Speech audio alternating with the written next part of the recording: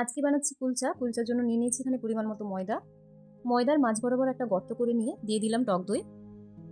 এর মধ্যে দিয়ে দিচ্ছি বেকিং পাউডার, বেকিং সোডা, চিনি আর সামান্য লবণ।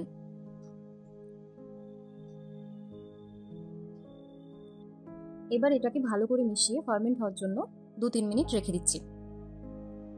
2-3 মিনিট পর দইটা এইভাবে ফার্মেন্ট হয়ে এলে ময়দার সাথে দইটাকে ভালো করে মিশিয়ে নিয়ে একটা ডো তৈরি করে নিতে হবে। ডোয়ের টেক্সচারটা হবে নর্মাল রুটি করার সময় আমরা যেরকম টেক্সচার রাখি ঠিক সেরকম। ডোটা তৈরি হয়ে এলে সেটাকে 20 মিনিট মতো এভাবে ঢাকা দিয়ে রেখে দিতে হবে। তারপর এরকম মোটা মোটা করে লেচি করে রেখে দিতে হবে। এবার কুলচার পুরের জন্য আমি এখানে আলু মেখে নিচ্ছি। ম্যাশ করা আলু নিয়েছি, তার উপরে পেঁয়াজ কুচি, পরিমাণ মতো লবণ, কাঁচা লঙ্কা আর জিরে গুঁড়ো দিয়ে দিলাম। এটা আলু ছাড়াও চিকেন বা পনির দিয়েও করা যায়, আমি এখানে আলু কুলচা দেখাচ্ছি। এবার আলু মাখা হয়ে গেলে একটা লেচি নিয়ে সেটাকে এরকম বাটির মতন শেপ দিয়ে তার মধ্যে আলু মাখাটা পুর করে দেব।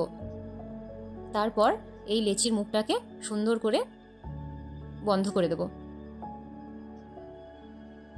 কুলচার থিকনেস যেহেতু একটু মোটাই হয়, তাই এটাকে শেপ দেওয়ার জন্য বেলন চাকি ব্যবহার না করলেও চলে। আমি এখানে থালার উপরে ময়দা দিয়ে লেচিটাকে হাত দিয়ে গোল গোল করে চেপে চেপে শেপ করে দিচ্ছি। এবার ওপর থেকে কিছুটা কালো জিরে আর ধনেপাতা ছড়িয়ে সেটাকেও চেপে দিলাম, যাতে দেখতে একটু সুন্দর লাগে। এবার ননস্টিকের একটা তাওয়া গ্যাসে বসিয়ে সেটাকে ভালো করে গরম করে নিয়ে তার উপরে এরকম কুলচাটাকে দিয়ে দিতে হবে।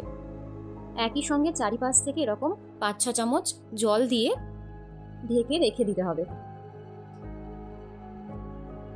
যখন বাইরে থেকেই দেখবেন কুলচাটা ফুলে এসেছে, তখন ঢাকনাটা খুলে ওপর থেকে কিছুটা বাটার ব্রাশ করে দিয়ে চারিপাশ থেকে আরও 2-4 চামচ জল দিয়ে আরেকবার 1 মিনিটের জন্য ঢাকা দিয়ে রেখে দেবেন। তারপর এরকম একটা বেড়ির উপরে কুলচাটাকে উল্টো করে এভাবে দিয়ে ডাইরেক্ট গ্যাসের ফ্লেমের উপরে সেঁকে নেবেন। আর এভাবেই রেডি হয়ে গেল এই রকম পারফেক্ট কুলচা। এই শীতের দিনে এই রকম দারুণ স্বাদের কুলচা একদিন ডিনারে অবশ্যই রাখুন।